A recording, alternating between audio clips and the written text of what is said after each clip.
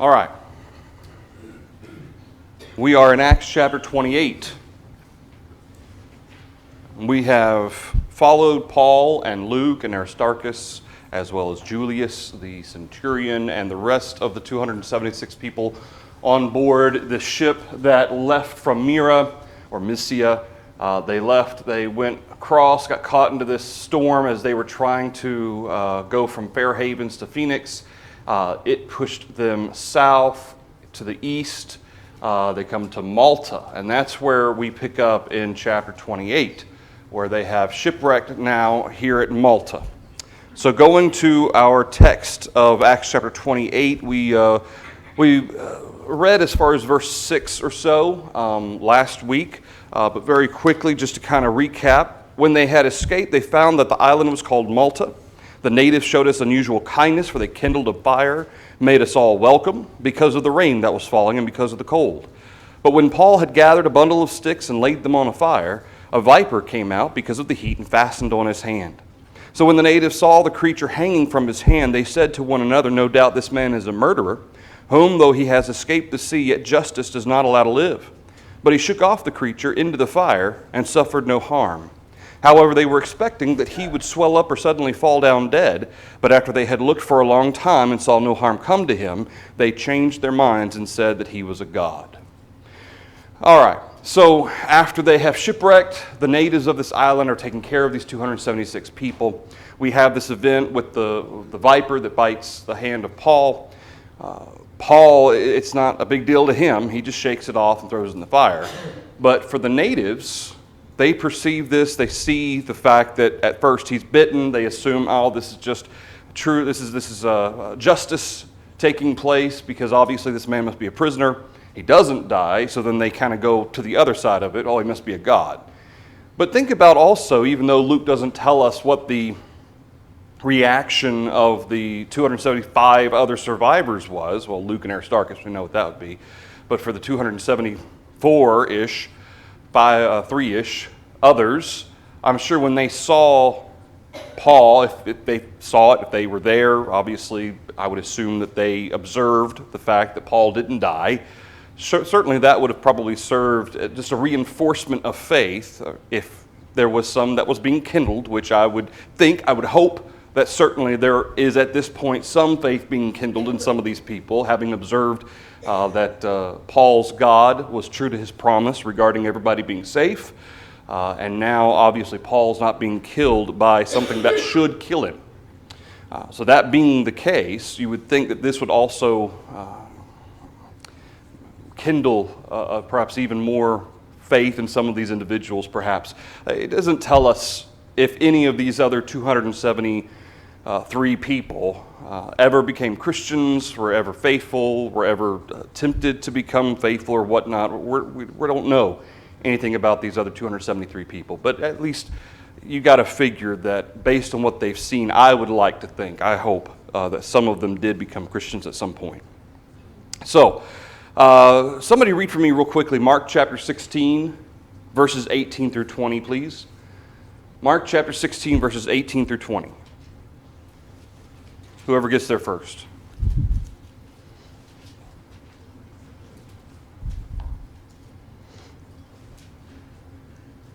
Yes. And they shall take up serpents, and they shall drink any deadly thing.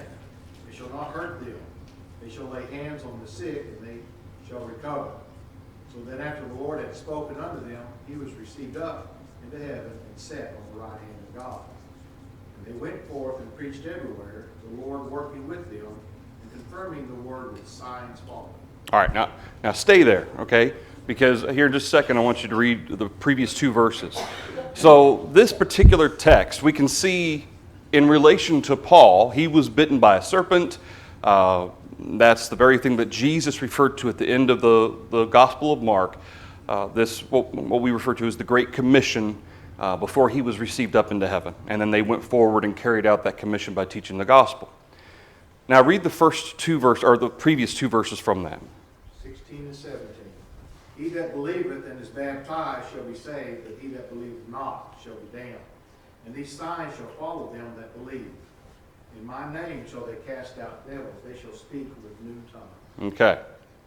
Now, there are those, in fact, just last week I was watching a show, and this particular verse, in particular, verse 18, was quoted with regard to taking up serpents, drinking any poison, and it was used as it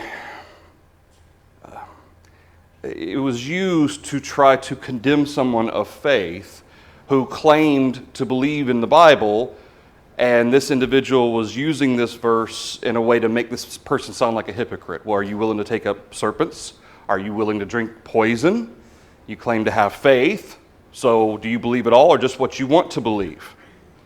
Okay, and this is the text that they quoted. And it's interesting because, Keith, the previous two verses from that, who is he talking to? The apostles. The apostles. Specifically the apostles. Now, there are going to be some on whom the apostles laid hands to receive certain gifts, and certain elements from what Jesus describes would certainly carry over to those who had miraculous gifts. But beyond that, that does not carry over in terms of the power of the Holy Spirit preventing any poison being drunk from killing you, or vipers biting you and killing you. That's not going to carry on down for everybody of faith. That's not what Jesus is describing. He's speaking directly to his apostles and those who will be a part of the apostles' commission that they specifically bring in to help them. Those who are given spiritual gifts is primarily who that would apply to. So I wanted to note that because it just kind of correlates with what I saw on that show last week. And I remember thinking that is taken completely out of context, but that's the way people think. Okay, and that's the way people try to trap others of faith and trying to call them a hypocrite. Jesus was being very specific as to who, which also helps us, the fact that we see this event happen to Paul and Paul doesn't die, he doesn't suffer any ill effects. What does that help prove regarding the state of Paul? He was an apostle. Okay, there was a fellow back in San Antonio, one of our members there at O'Connor Road. They had studied with this fellow for years and years and years. And they invited me to come talk to him a couple of times. And his big hang-up, his biggest problem was that he could not accept that Paul was an apostle. That was his big thing. In fact, as far as he was concerned, you had to throw out any letter written by Paul, including Acts as well as the Gospel of Luke, because Luke refers to Paul as an apostle in the book of Acts, so obviously Luke was incorrect. So, I mean, you basically had to strip half, if not more, of the books of the New Testament, because in his mind, Paul wasn't a true apostle. He just thought he was. And this particular event, and of course, yes, Luke did write it, but Luke speaks to his inspiration of the Holy Spirit and to his certainty of the things that he knew and was writing and recording for us. And all of this happened, and Luke was there. He was an eyewitness to this. He wouldn't deliberately lie, and I don't think this fellow would say he deliberately lied either. He always used it in the phrase of, well, he was just mistaken. Well, Paul was bitten by a viper. He didn't die. And that helps to support the fact that Paul was indeed an apostle of Jesus Christ. All right, anything through verse 6 so far? Yes, Ben first. I just kind of noticed that it talks about the viper attaching to his hand. Yeah. You know, it's not like it was a quick strike. It got a little venom in it. Right. That thing's pumping venom in it. Yeah. You know what I mean? The natives obviously thought he was going to suddenly fall down dead. Yeah. So, you know, first of all, it's not a quick thing that nobody saw. Second of all, you know, it was beyond a shadow of doubt that he should have been affected. Yeah, absolutely. I remember I was hunting with my grandfather. I was young. I was like maybe 12 or 13 years old. But we were hunting, and he got bit. I forget. I think it was on this edge of his hand. It wasn't a poisonous snake, but it had fangs. And he had to pry that thing off of his hand.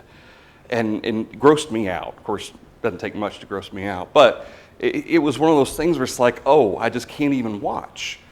But you got to figure a viper, especially one with fangs that are designed to penetrate and then to pump venom in, you got to figure that this was not some simple throw it off. He had to take that thing off, pry its jaw open to get his fangs out of his hand, and then he just threw it in the fire. So, but I mean, this was, for any one of us, this would be a big deal. Even without the venomous aspect of it, it still would have hurt, and it still would have been extremely unpleasant. I would have passed out, you know.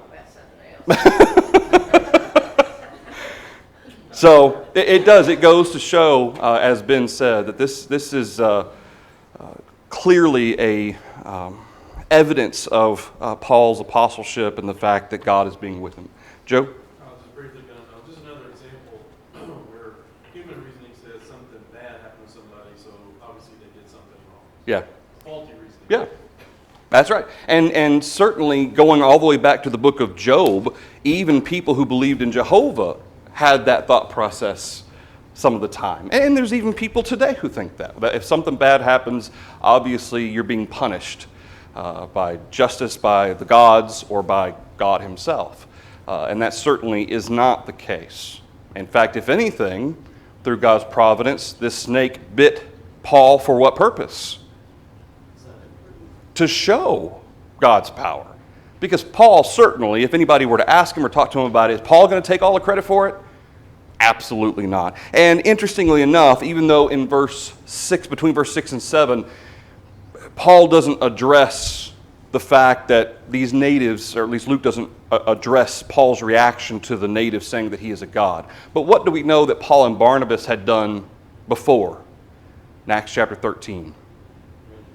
Yeah, they certainly, Paul, if he had the opportunity, if there was the means to do it, he would have addressed this, and he would have made sure that they understood that he in no way is a god.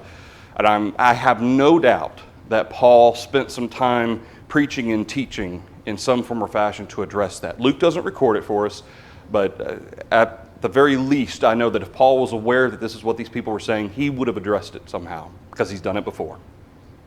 All right? Anything else to verse 6? It's just building onto his credibility, too. Yeah. From the time he was on the ship and the shipwreck itself, the way he told people traveling, they were there as well. Yeah. Okay, there's something really special about this man. We need to really take care of him. And who knows what the end result will be by the end of that journey. Right, absolutely. You know, and we talked about the power of God with regard to providence in the shipwreck, everybody being safe.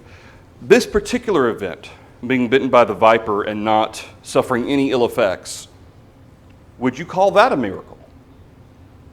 But let's deny the scoffers for a moment, because anybody who, it could have just been a genetic abnormality. That particular viper didn't have any venom.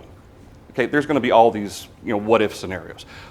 But if that viper was venomous, which vipers were, and obviously these individuals, these natives, believed this was a venomous snake, is this a miracle? Is this an observable suspension of what should naturally take place?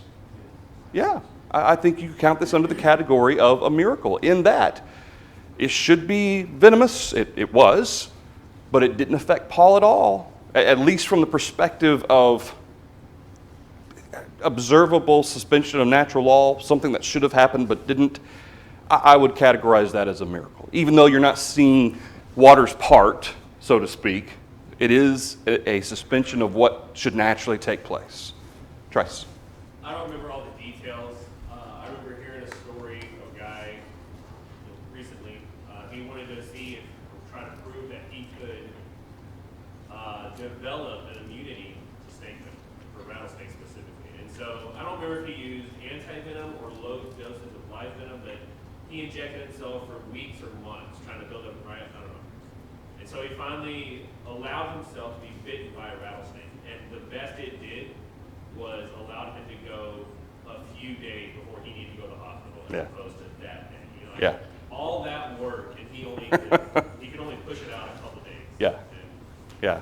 Well, and and it speaks to that natural way in which things work. Venomous snakes, depending on how venomous they are, vipers are extremely venomous, they'll kill you. There was also another aspect to this I wanted to point out. In certain realms of religion, are there, even specifically even within Christianity, is there a practice known as snake handling to test your faith? And if you get bit and you die or whatever, obviously you didn't have faith. Okay, is that based on what God's Word says? No. Yes. I mean, but that goes back to Mark chapter 16. Even the individuals who are anti-religion use it in hypocritical, out-of-context ways. But then even people who are of faith sometimes misapply Scripture, take it out of its context to make the case, well, this is how we need to do things. And that's not what the Bible says. So I wanted to mention that too while we're in that context. Yes, ma'am, Lisa. This one story, this one little incident has so many things in it. You know, if you look at it, Paul didn't have a normal, I mean, if a snake bit me, I'm going to jump. I'm probably going to scream a little bit because it hurt. Yeah. You know, it says Paul just shook it off. Yeah. So he knew what they had been told Yeah. in Matthew. He knew that. He had confidence. It is a miracle, but it also is the providence of God. It's his way of daily just, he keeps his promises. You know, there's just so much wrapped up in this one act that can say you can have confidence in God. He's going to take care of you. He's true to his word. He keeps his promises. Yeah. You know, and Paul just confidently, I mean, if you think about it, you know, most of us, if something gets us, we haven't, you know, it says Paul just shook it off. Yeah. Like Yeah. he knew. Well, and he didn't go looking for, asking the natives, hey, is there some kind of medicine you have that I can take? He didn't get panicky. That reaction from Paul, I think, speaks as much volume as it does of the reaction of the natives. But if you come like if an ant got on me, I'm just going to brush it off Right. like that, Yeah. Not a wasp, but an ant. Yeah. we better move on before Miss Ruby overhears. Like another doorway. All right, so verse 7. In that region there was an estate of the leading citizen of the island, whose name was Publius, who received us and entertained us courteously for 3 days. And it happened that the father of Publius lay sick of a fever and dysentery. Paul went in to him and prayed, and he laid his hands on him and healed him. So when this was done, the rest of those on the island who had diseases also came and were healed. They also honored us in many ways, and when we departed, they provided such things as were necessary.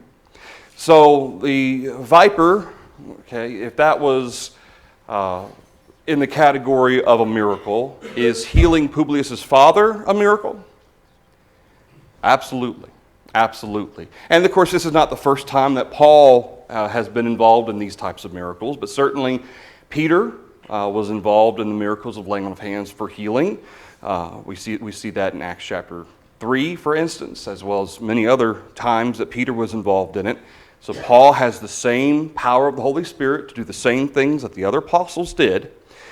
We see the fact that Publius, and again, the name itself carries with it a very Roman seeming background. So again, this is not some island that nobody has ever heard of and nobody's ever been to. This is a leading citizen of the island. Sounds like he's a man of means, perhaps some influence. Paul heals his father, but notice he goes into him, and what does he do first before he lays his hands on him? Praise. Almost every time that something like this happens, whether it was Peter, and really even going back into the Old Testament, there's several examples where when somebody's healed or risen from the dead, the person prayed first. Okay, whether it was one of the prophets or one of the apostles, they prayed first. And what does that show? I mean, in addition to praying being a sign of humility, certainly, but what else does it show? The authority of it. The authority of it. Certainly the humility is a part of that. Jesus himself prayed to his Father routinely. We're given a few examples of that. But the acknowledgement of authority, that this is your power, God, and it's simply being kind of channeled through, so to speak, Paul in this case, or Peter, or the prophets, or whatever. So in verse 8, he prayed, he laid his hands on him, and healed him. So imagine the reaction. And keep in mind, those 273 other people, they're still there, okay, from the boat. So they're observing all of this, or at least hearing about it, hearing what's done. Okay, I'm sure they weren't all there in that room, but they're certainly aware of what's going on. So between everything that's happened, already the natives are honoring Paul, and he says us, so Luke, Aristarchus, and presumably the other shipwreck survivors, which were all of them. But in verse 10, you would think that also in addition to seemingly kindling any faith among the natives, certainly this would have gone even further for the other 273 men who were on that boat. Anything else through verse 10? Yes, sir. Quickly, even Jesus himself, when he raised Lazarus, did the same thing. He Yes. said, I know you always hear me, God, but for the people that are around, Right. so that they can know that you sent me. Right. Again, back to the source of power. Right. Yep, absolutely. Yep. Yes, ma'am. I think it can serve as a reminder too, before we do anything, we should pray. Yeah, yeah. I think that's a great application to make, how often, especially in accounts, not just in the epistles of the letters, but in the accounts of things that were done. Okay, in Acts chapter 4, it seems as if either the whole church in Jerusalem, or at the very least, the apostles and those with them came together, and after the threats made against the apostles, they prayed. And of course, we know that the place where they were was shaken, and they were emboldened to continue preaching the gospel. So we see how often, like in the book of Acts, and for that matter, even in the epistles with Jesus and with his disciples, prayer was a very important part of their daily life. And of course, even as Jews, just from a Jewish perspective, was prayer an important part of their daily life? Sure it was. Okay, they had specific hours of prayer that they would go to in the temple. Okay, so prayer has always been for the people of faith, people seeking to serve God, going all the way back. I mean, you think about Daniel, okay, who had his very specific hours of prayer, so much so that those who conspired against him set their clocks to it. Okay, so you got to figure that prayer has always been an essential part of the life of the people of faith. And certainly this shows, of course, not miraculous doings on our part, but any time, and as we're going to talk about this morning, decisions that we make, whether they're seemingly little decisions or big decisions, things that maybe we're between a crossroads, pray. Pray about it. When you're struggling, when you have fears, when you have worries, when there's something that's bothering you, when you've got stress, whatever, pray. All right, anything else through verse 10? Verse 11. So, they stay for the winter, okay, here in Malta. Remember, we talked before about the fact that they were hoping to winter in Phoenix, but they were not able to because of the storm. The storm pushes them to the east, or to the west, rather, sorry. I think I said east earlier also, to the west. They were in this particular part of the storm from where they left Fair Havens to Malta for about 2 weeks, we're told, where they didn't eat. And as a result, these 2 weeks, that just continually, I mean, it's getting colder and colder. The weather's worse and worse. By the time they get to Malta, they've got to stay there. Okay, so remember we talked before about when they left at around the time of the fast, which was the Day of Atonement, that put it somewhere around October-ish. So by now, it's probably at the very earliest around the 1st of November, somewhere in that vicinity, by the time they've gotten to Malta. So they can't carry forward. Even though they're kind of in the home stretch here, it seems, they still can't do anything. You might not want to get on a boat 3 months after this. Yeah, that's true. After going through all that, man, I really would rather maybe not get on a boat. If I see another boat too soon, or I don't. I think if you're getting off that island, unless you're a good swimmer. Yeah. Oh, yeah. As your own motor. That's true. That's true. I mean, there's no way to help it. So you got to figure, if we say November, December, January, okay, towards the end of January-ish, and potentially there are some estimates that get them getting to Malta even later towards December, which would make it around February when they left. But regardless, between that range of January to February, we see they leave here in verse 11 we sailed in an Alexandrian ship whose figurehead was the twin brothers, which had wintered at the island, and landing at Syracuse, we stayed 3 days. So, they were already there, this ship was from Alexandria. It's going to stay, it's got a winter there, they can't go anywhere. Well, it just so happens. And again, whether all 276 people boarded this ship, I doubt that this particular ship had the means to carry a whole crew plus prisoners and what other passengers that, had, in addition to whoever else they had with them on their own ship. I'm presuming here that this is mainly the centurion, the soldiers, and the prisoners, including Paul, Luke, and Aristarchus. But it probably would not have included the sailors and whoever else may have been on board that ship. So certainly not all 276 necessarily would have gone with them here in verse 11. Interestingly, this figurehead was the twin brothers. I love how Luke kind of records these kind of random specifics. It's kind of interesting how he does this because, and this is from Bob Harkrider's commentary, Luke records that this ship was the sign, or had the sign, or figurehead of Castor and Pollux, which according to Greek mythology were twin brothers who were idol gods that protected sailors. Supposedly they had power over the winds and the waves. And his application of this is the early disciples were constantly reminded of the superstitions and customs of idolatry. I thought that was really interesting because I had always, I was like, oh, what twin brothers? I don't know what that really means. I'm just picturing, two dudes' heads sticking out at the bow of the ship. But apparently these were supposedly kind of like what we would call, I had my word and I lost it. The different apostles or saints, patron, kind of like patron gods, if you will, or idols to help protect the sailors. Just sometimes how Christians use religious symbols or religious people today. They were doing that too in, I guess you could say it was pagan ways. All right. So then verse 12, we see how that after they left, they come to Syracuse here in Sicily. So they stop here. So it takes them 3 days to get from Malta to Syracuse, 80 miles. So from Malta to Syracuse that's an 80-mile trip. The capital of Syracuse, or the capital of Sicily, is Syracuse. They stay for 3 days. Oh, I'm sorry. Okay, Luke doesn't record the fact that it took them 3 days. This is they stayed 3 days. My apologies.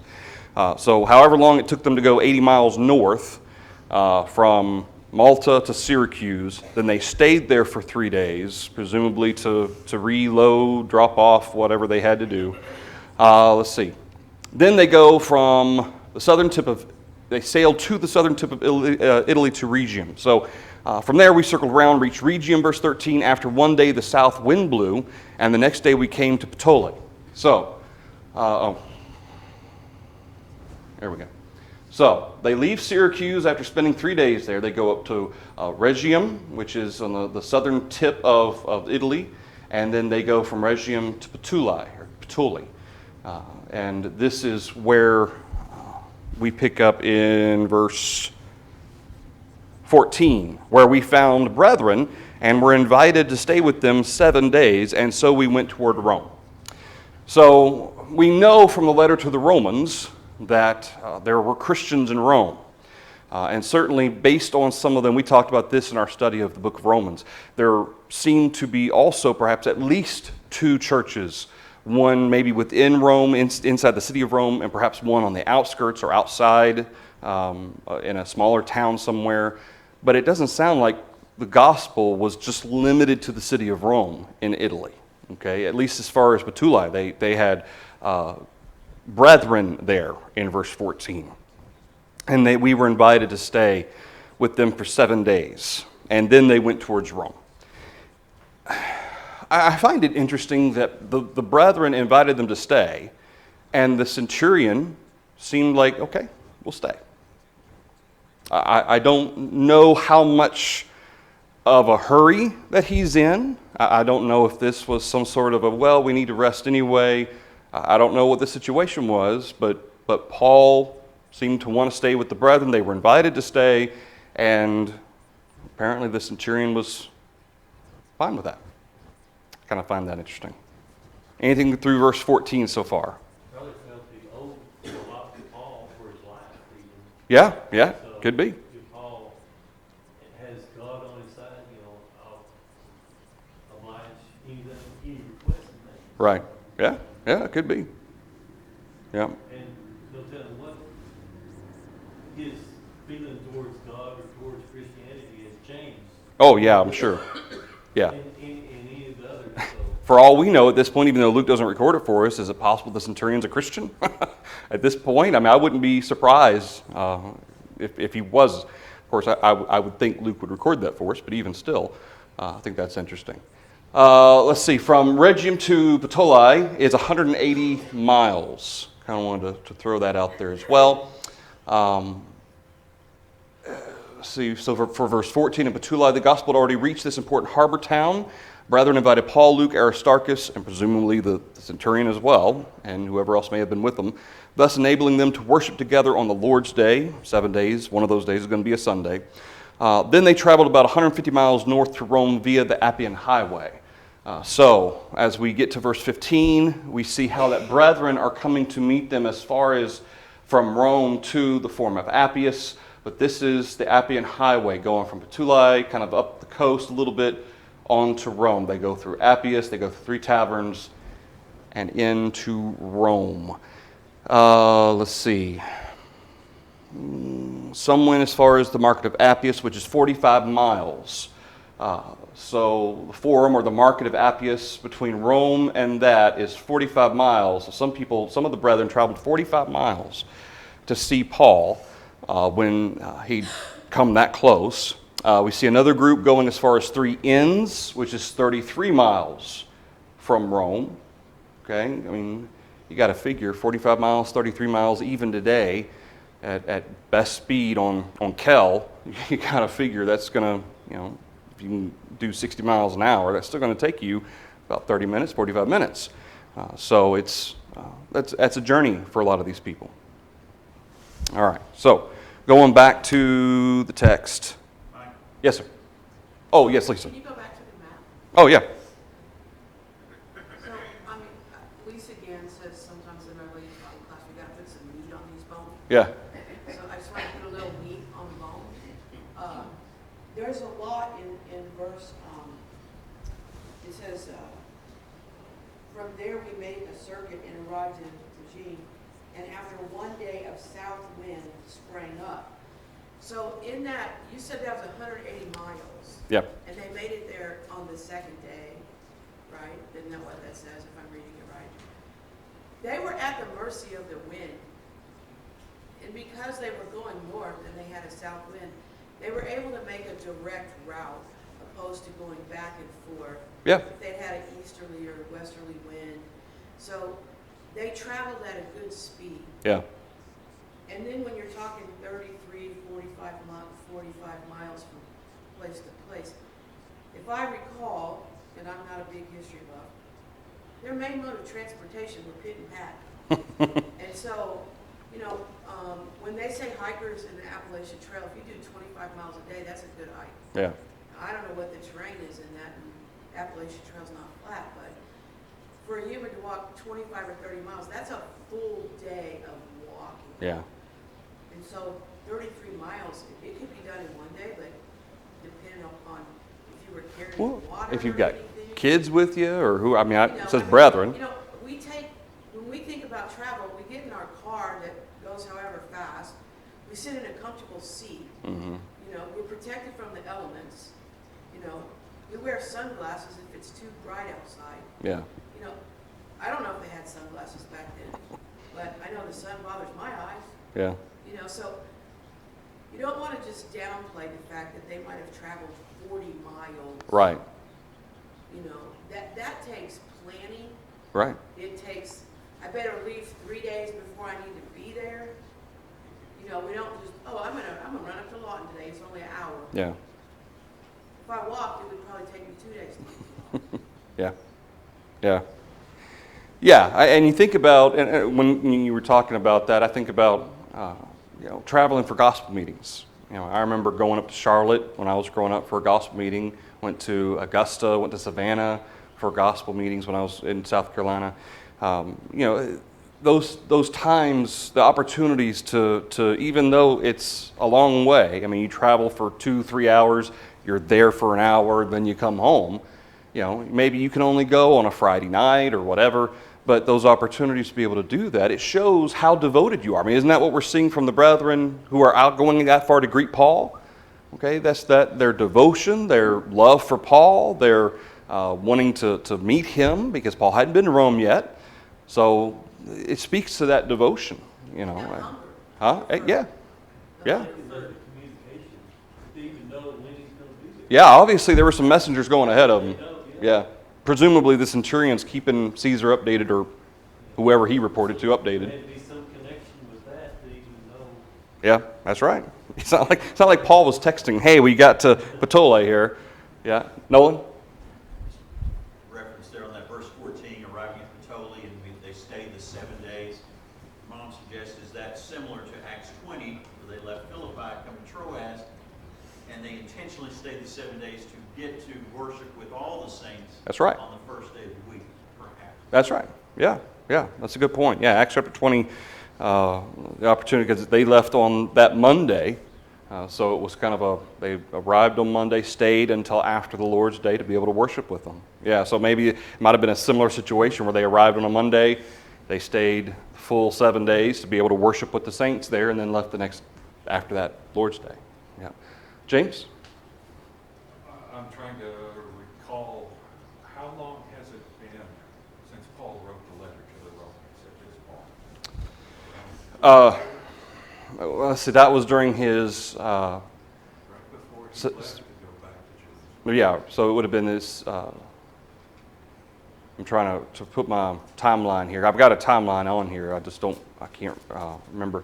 I'm thinking it was about 4 years, if I remember correctly. Because this was in the realm of 63 AD, because the general thinking is that Paul was rearrested and then killed in 65. So this is somewhere in the vicinity of 63, and I think he wrote Romans around 59 or 60. So between 3 or 4 years. Yeah. And of course, Paul himself referred to the fact that I want to come, and this is the opportunity that God's given him to go.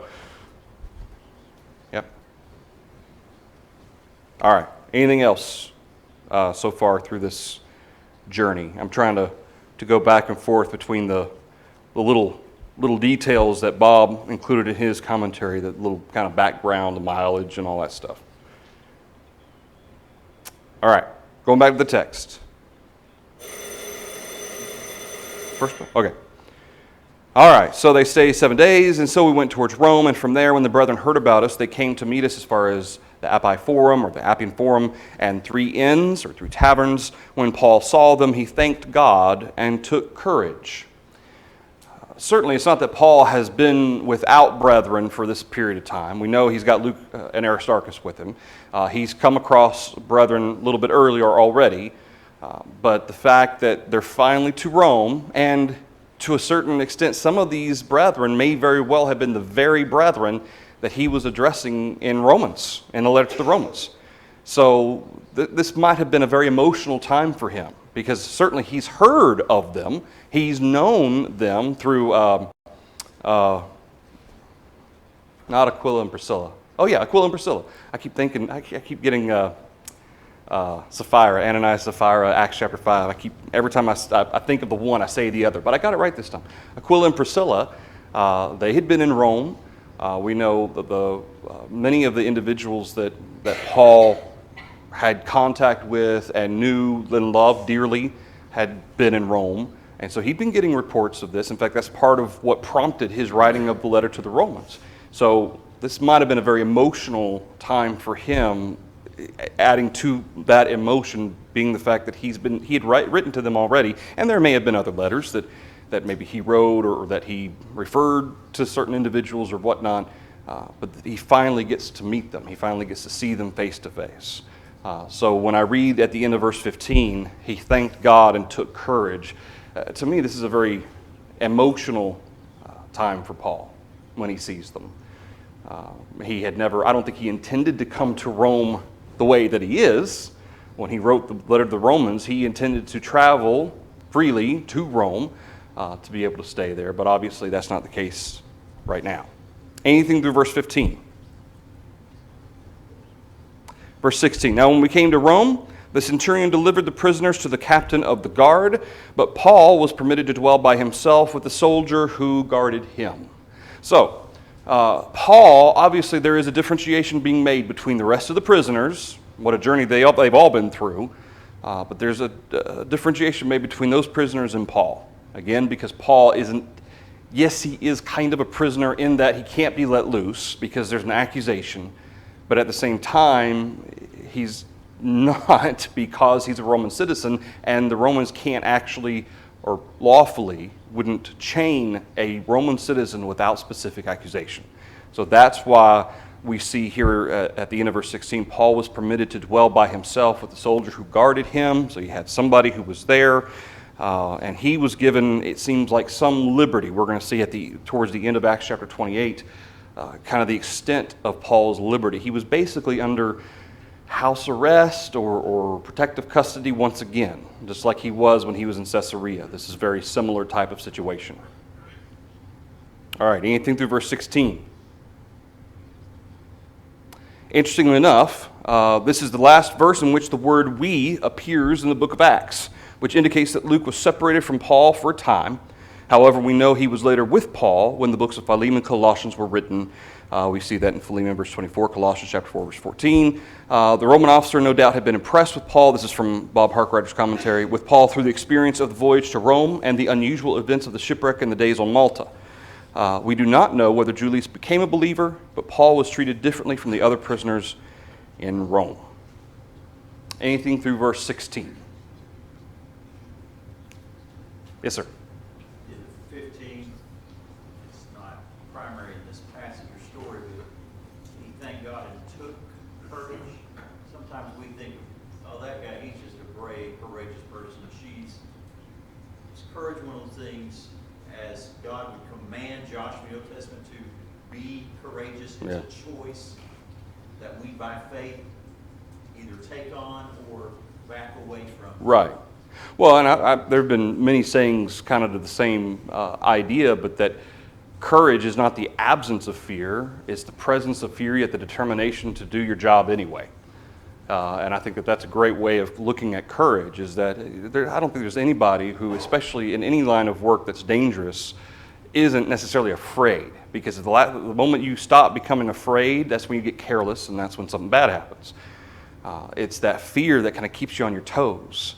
Courage, despite the fact of what may happen, despite what may be coming for Paul, this is something, part of the reason he's taking courage is kind of like Jesus before he went to Jerusalem. Okay, he set his face towards Jerusalem. He had this determination he was going. Well, Paul, when he thought he was going to be arrested in Jerusalem and potentially killed, he was determined. He took courage from the brethren. And the same thing again with Paul here towards Rome. This is kind of his last opportunity to really kind of gear up for what might be coming in Rome. All right, we'll stop there. We will pick up with verse 17 next week.